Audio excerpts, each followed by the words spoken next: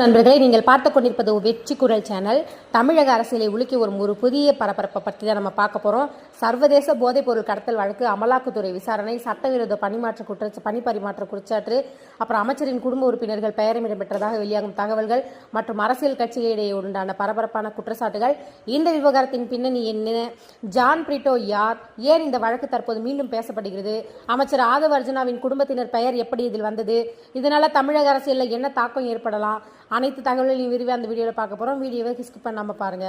தமிழக அரசியல் அதிர வச்ச புதிய ஒரு பரபரப்பான செயல் என்னன்னா, கடந்த சில நாட்களாக தமிழக அரசியல் வட்டாரங்களில் அதிக பேசப்படும் பெயராக மாறி இருக்கிறது ஜான் பிரிட்டோ. சர்வதேச அளவில் போதைப் பொருள் கடத்தல் நெட்வொர்க்குடன் தொடர்புடையவர் என விசாரணை அமைப்புகள் சந்தேகிக்கும் இந்த நபர் தொடர்பான வழக்கு தற்போது புதிய திருப்பத்தை எடுத்திருக்கு. இந்த வழக்கில் ஜான் பிரிட்டோவின் சகோதரி லீமா ரோஸ் மார்டின் மற்றும் அவரது மகள் டெய்சி ஆதவ் அர்ஜுனா ஆகியோரின் பெயர்கள் அமலாக்கத்துறை தாக்கல் செய்த ஆவணங்களில் இடம்பெற்றதா தகவல்கள் வெளியாயிருக்கு. இதுவே அரசியல் ரீதியாக பெரிய விவாதத்தை உருவாக்கி இருக்கு. ஏன்னா டெய்சி ஆதவ் அர்ஜுனா தமிழக அமைச்சரவை உறுப்பினரான ஆதவ் அர்ஜுனாவின் மனைவி என சொல்லப்படுது. இதனால இந்த விவகாரம் அரசியல் ரீதியாக பெரும் கவனத்தை பெற்றிருக்கு. ஜான் பிரிட்டோ மீது என்ன குற்றச்சாட்டுகள் பார்த்தோம்னா, விசாரணை அமைப்புகளின் தகவலின்படி பல ஆண்டுகளாக இயங்கி வந்ததாக கூறப்படும் ஒரு சர்வதேச கடத்தல் வலையமைப்பின் மையப்புள்ளியாக ஜான் பிரிட்டோ இருந்திருக்கலாம் அப்படின்னு சந்தேகம் எழுந்துள்ளது.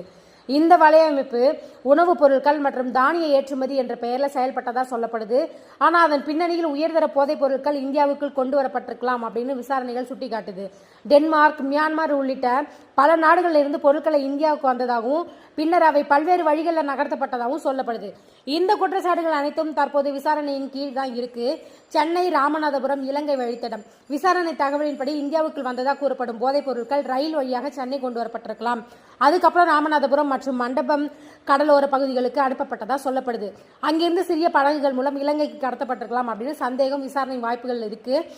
இந்த வழித்தடம் பல ஆண்டுகளாக பயன்படுத்திட்டு இருக்கலாம் அப்படின்னு